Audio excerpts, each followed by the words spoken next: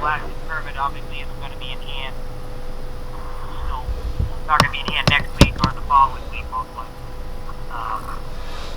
For one thing, so Frank had looked up some concepts for trying to mitigate the noise. So we did a little extra research on that. I don't know at all how effective it'll be, but in talking to a couple of vendors today, if we have one that talking the talk seems to feel that it's basically just some temporary fencing with padding on it, sound attenuated padding, supposed to redirect the noise from the hammer. Something we should talk about and consider.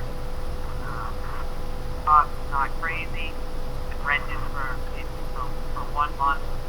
For them to come out, install a rental fee for the month, and then for them to disassemble it, take it back at the end of the month. The total cost is about $2,000. And then any additional month after that, about $2,000 a month just for rental fee. So, something to think about. Talk about. I think it would definitely show something that hopefully be done fairly quickly. Certainly help a little bit. I don't know that decibels are going to come down what we need to consider. For the couple. It would certainly help. What is how tall will these sound beds? I think it's 8 feet.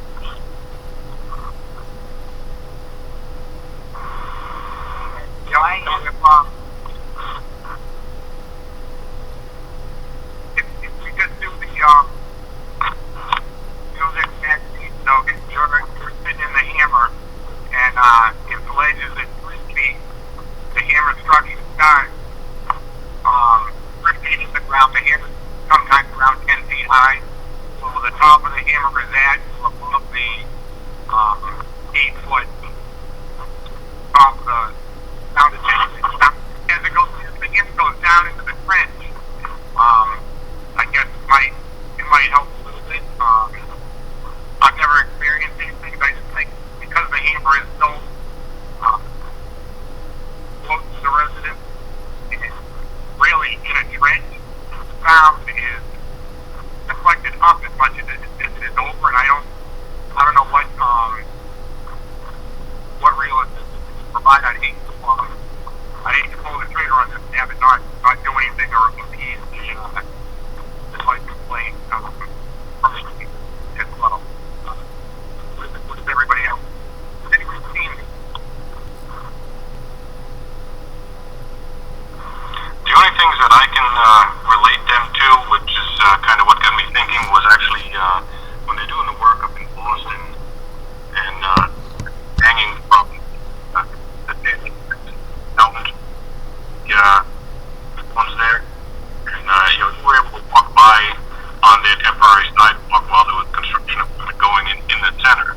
You were able to hear it, and you could still feel some vibrations and stuff, but there was definitely a significant difference at that elevation with proximity from you and the machine.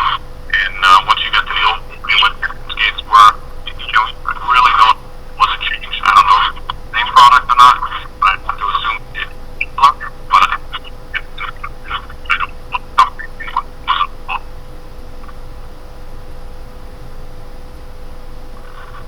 So, yeah, I mean, we're obviously early stages of our research, trying to get as much as we could today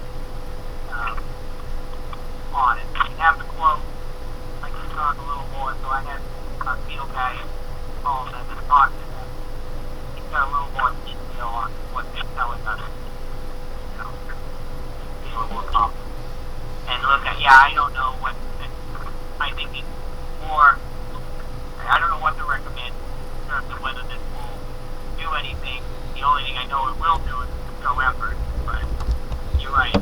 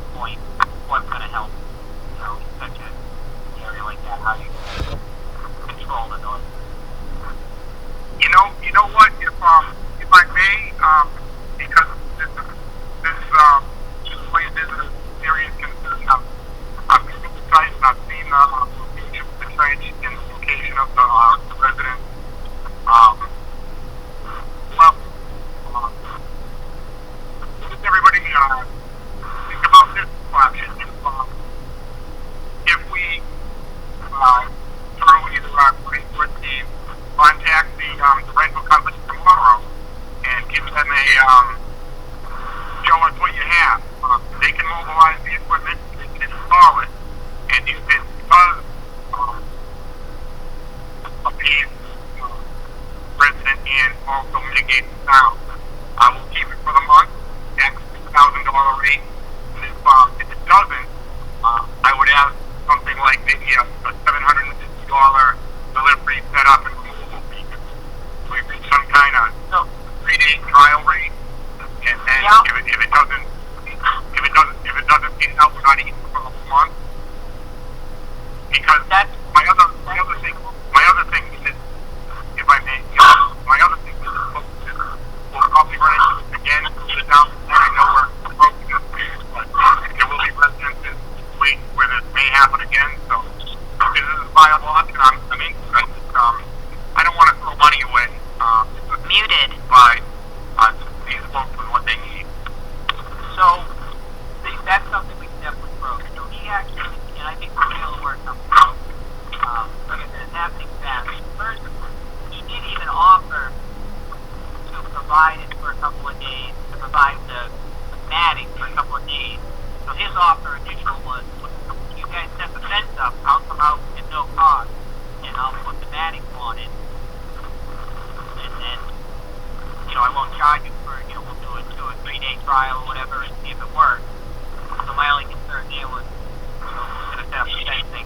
And, I would get Rocky to do that, but that's not going to be free. But my guess is, we can probably work something out where we're only paying for your time setting up the fencing, and then if the matting doesn't work, it'll be less. That sounds good. Let me see what we can work out. At this point, I just wanted to keep it as one operation and not have to wait for Rocky to get a fence. These guys that come and attach their stuff. I wanted to keep it as just one entity. Right, no, I'm pretty sure they probably have fencing as well. It seems like they've got all this. Yeah. So yeah, I'll run out the flagpole and I can talk more about it and see if we want to move forward. So yeah, we should decide quick. I don't know if we need a vote. Unmuted. This is something that I guess we can that's 5,000 Frank can authorize it, right? Muted. That's right. So let's go ahead and try to pull the trigger tomorrow so we can hammer again on Monday with this stuff set up. Okay. Yeah, I'll see if we can get a break for a trial period. And if it works, then we keep it for the month. Like you said, we'll pay the full $6,000 for the month. But not getting the job done. What's the ultimate status of the blasting permit? The ultimate status is we have to get the comments addressed, and so we're going to have scheduling a meeting for next week. Alright, I mean, Matt Duty, I agreed to corral the contractor and the blasting subcontractor and get their availability, and Nicole from Matt Duty is going to get her geotech vision. We'll try and meet early next week. So we're going to regroup tomorrow, but we are trying to address the comments before the meeting, so that things will hopefully go quicker. They say they're voting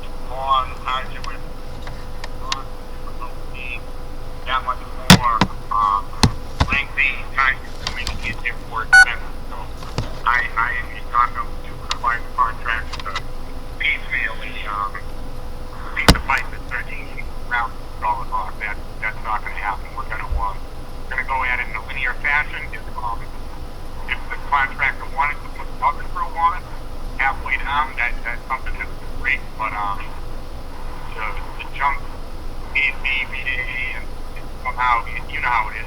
If you in the construction world or probably any project you take on, if you start at the beginning and go in a methodical, linear fashion, it's much more put together than a hodgepodge of we were here for a week and then we were over there for a week. I'm not sponsoring any of that. Yep.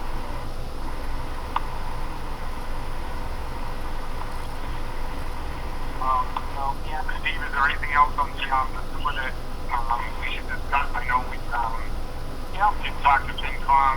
Unmuted. I put some numbers together for tomorrow's email, or is it Monday? It's FinCom because we're going to go discuss again Monday. Anybody who wants to do that, that was a very informative meeting, and I would encourage anybody who wants to sign in Monday night. Yeah. Back Muted. tonight, working on a PowerPoint, trying to try and really summarize the events up to now and why we're in need of the additional money. So, yeah, they just need to better understand it before they can support it and visualize it. Sounds like we're also on the Board of Selection on Thursday.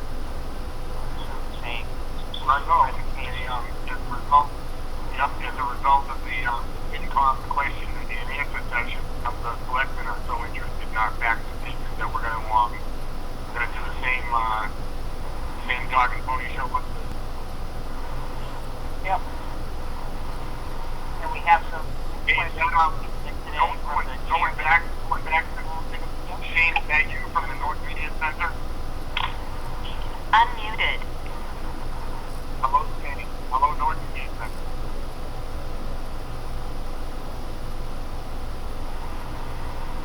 Yeah, Shane is on the call. I don't know if he can hear you. All right. Maybe audio is. I'm gonna let Steve finish. I'm sorry. Yeah, that's okay. So we did get additional Muted. comments today from the Jim FinCom who like to and we'll work on addressing those questions. Those basically questions that are going to be asked. We can address them in our presentation. That would help the process. So trying to pull all that together. Trying to pull a presentation together for Monday night, as well as address some past DOT comments. We had a meeting scheduled early next week. Keep this project moving and be ready for the town meeting on June 26th, June 27th. 27. So far, I think it's 27. And I think it might be outside, right? Unmuted. It is scheduled for the football field at the high school.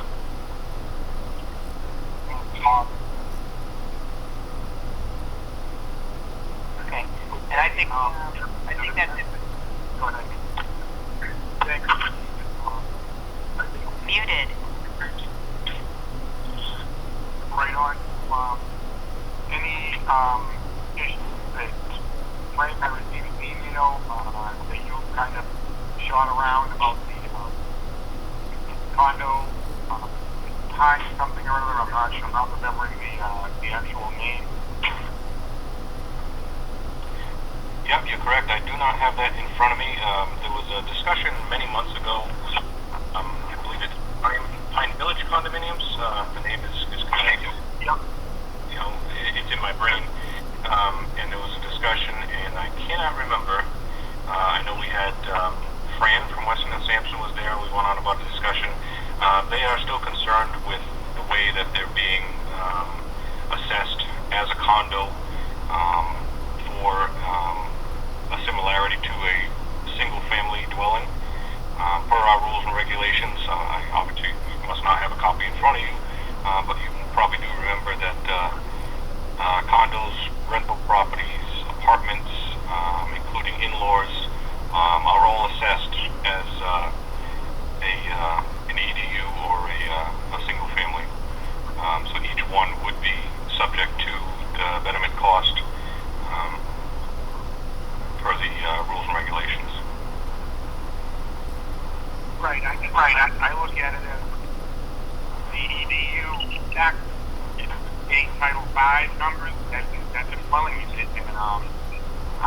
town that each address as a dwelling unit for tax purposes.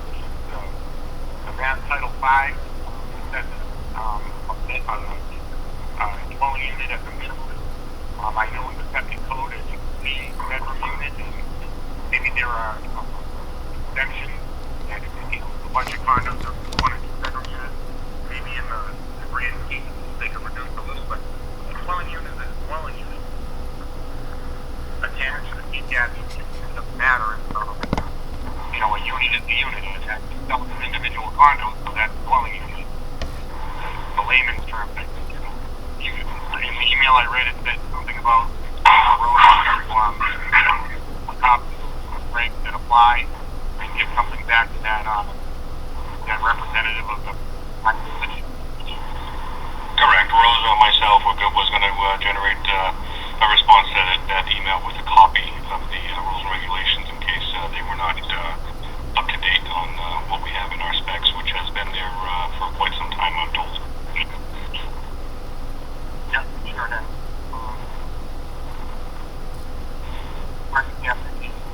Any other irons in the fire, so to speak? Nothing that is of that much importance.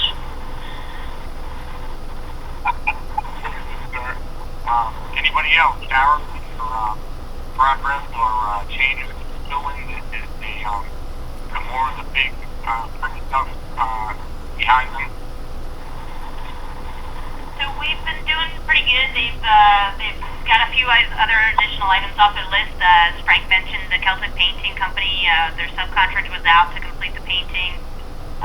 We've worked on some of the site work. They're planning to have the pavers out likely next week to fix some of the areas where the berm needs to be replaced or repaired, and a couple of the ponding areas. A lot of the minor stuff on the punch list had already been done a few weeks ago. I did a site visit on Tuesday briefly to check in with Bethune as well as primary operator. The aluminum stairs had unmuted, and they were the next, I guess it was yesterday, then was removed and replaced. As Frank mentioned, the propane tanks were filled, so we're able to schedule the final work there at well 5. So things are moving forward. There's a few paperwork items that we still need to get from them, but otherwise, for the most part, the subs have been scheduled or have already been on site. So things are moving closer to project completion. And then I think basically the only other thing that we talked about in the meeting before was the SRF loan. We discussed potentially increasing that loan. We received information back from the town hall that at one of the town meetings only $10.3 million was appropriated. So we decided to just go with an additional fund that was appropriated at the previous town meeting from retained earnings. That will pay for any additional costs associated with the contract increase, as well as Weston Sampson's increase versus going with expanding the loan further. So that's all worked out. It sounds like with town hall as well over the last several weeks, and we're moving forward with that. We do have a pay estimate that I believe Stephen Luke, you signed off on. I've already seen it, but that was pay estimate number 23 from Methuen for processing. And that kind of wraps us up for the treatment plan. I can kind of go into some of the other projects if you'd like. Well, as I mentioned, the treatment plan itself, how has Muted. the contractor managed to watertight the underground storage tank they've been working on? So we've seen some improvement. There was some work being done this week. I'm hoping for an update by next week as well. Obviously they've attempted a few different types of methods. The last one that they did a couple weeks ago was more or less a crack injection sealant as well as parging the foundation and the side surfaces. I guess at one point it got a little wet for the second coat, so that potentially when we attempted to fill that tank again, that second coat likely did not bond properly. So we are attempting to do that again, and I'm hoping, I think this week we drained it, put fans up.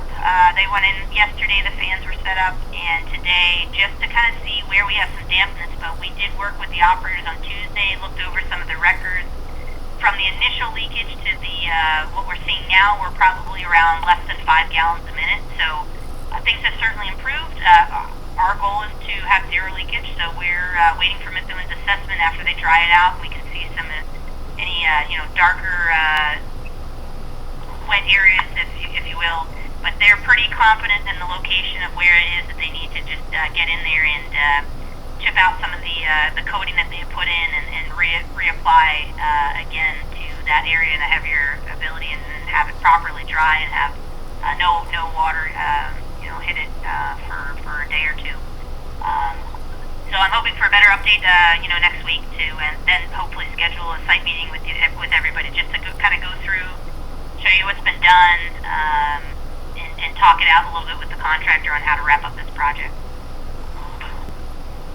That sounds great, Tara. How is the attempt after attempt at waterproofing handled? Does the contractor think they're getting extras for this, or is this just by its own design, them trying to make good what they already did? And then obviously you're oversight across the block, so are they covering you in this? You went to stamped it in this obvious. Some of the stuff is watertight, and some of it isn't, and that's a big part of the thing. So do they look for extras with it, personally? So at this point, no. They are. They understand that this was supposed to be a watertight tank, and are confident that they'll be able to solve it under this last attempt. I mean, we're all hoping that's where we're at. They have spent a decent amount of money and effort to work on this, but with the fact that the other tank isn't leaking, it's clear that we can have a tank that doesn't leak. So these methods, obviously, most contractors will start with the cheapest option and try to hopefully they assumed at first it was the sump area, and kind of got in there real quick and put some crack projection seal and some other methods over the last first attempt or two. As you know, we did have a change out on their site superintendent, so we have a new superintendent out there. They brought their coding expert out in May and had a game plan for kind of, this is the tried and true, let's get it done. And then, like I said, unfortunately, there was a little bit of an overflow and some water got into that area, so they're hoping that this repeat round, if you will do the trick. So, if it doesn't, we need to regroup as with the commission and talk with Methuen about next steps. And in my mind, I think we've given it our best effort the last time and given them, the benefit of the doubt to do it on their own. And we may need to waterproof the entire interior of that tank, and we need to just discuss that with you, obviously, on what thoughts are. But we're again hoping that doesn't need to be broached. So I'll hopefully have better news at next meeting. Right. That all makes sense, Tara. What I'm looking at now is because this is such it's a blind tank, underground, and B, very expensive tank. What I'm going to ask Methuen to do, and I don't know if this is common or not, but I really want a surety bond, something of $100,000 or $150,000 for a period of not less than 5 years going forward, that this tank will be watertight.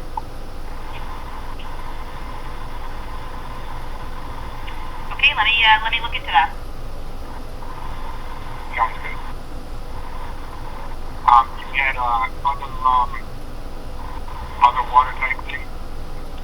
Yeah, just real quick, Pine Street, the construction, everything was pretty much wrapped up as of last Friday.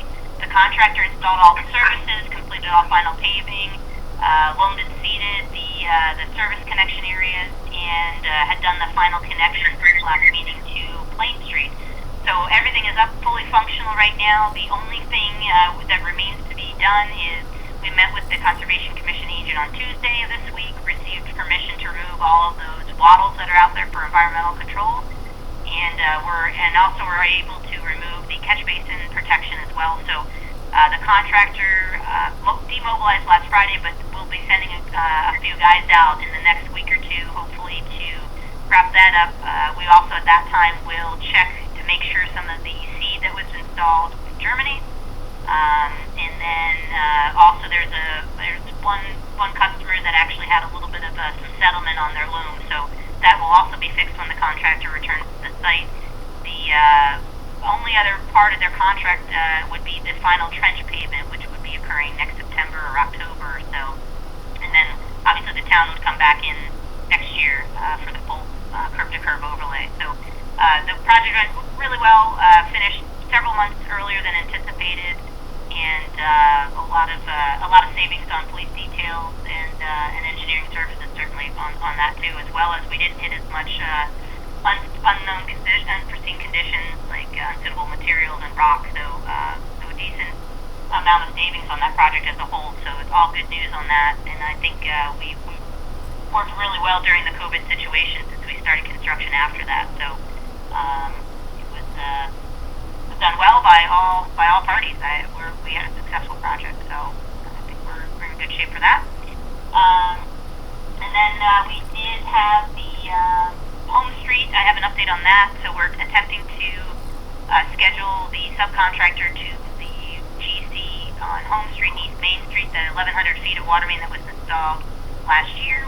That final paving, which is basically half of the road at East Main, and the final permanent trench pavement across Home Street Trench. That should be done maybe next Wednesday or Thursday. That's when it's tentatively scheduled. The contractor met with Highway Keith Silver, so they're all on the same page, and that hopefully that project will close out within a couple weeks after that as well. So that'll be wrapping up. Frank talked about the DOT project. That's, we were hoping for a schedule during that meeting, or at least a discussion on it, but obviously that's going to take a couple more weeks to see that. And then the 8-inch test well, the drilling was completed last week. I sent an email to each commissioners and Frank just to let you know that we were able to actually drill that test well 26 feet deeper than anticipated based on the previous 2-inch well, and which is all good news for water quality and yield. So we provided you with an amendment for that work, which I believe you also saw this week too. So all good news on that. Now the next steps would be installation. They did their sieve analysis, installation of the sleeve, the screen. Will probably be scheduled for the first, let's say the week of the 22nd, and then that will actually require development of the well, so that's probably going to be about a week's worth of work with the driller returning that week. And then we're going to coordinate with the operators and Frank on when we'd be ready to do a 5-day pumping test on that. So we're anticipating, well, there's a holiday there too, so we want to just make sure everybody's ready for a 5-day pumping test, and we've got some options we need to review with Frank and the primary operator. So I think that's about it, though. Very good, encouraging reports, Tara. I really, everybody knows Unmuted.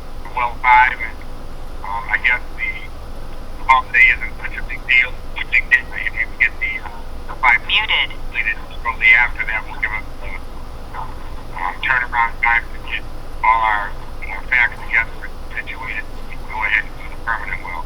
Very good.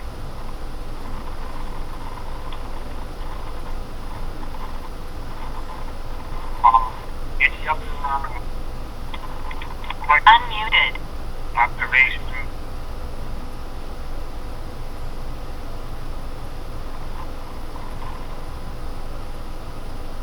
I'm hearing none, so I'm going to ask Mr. Christopher his favorite motion.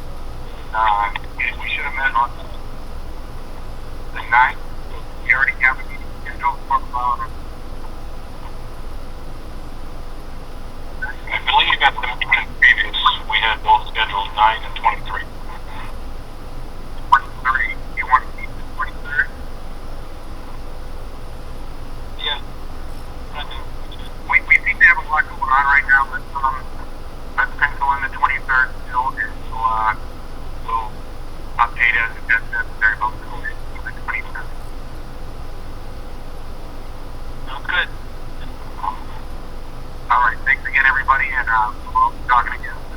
Thank you. Have a good night. Okay, thank you.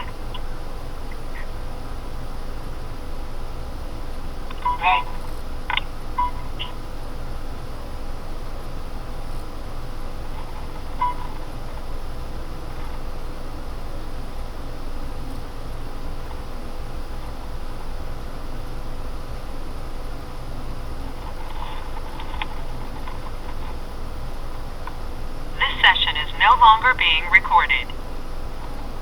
Goodbye.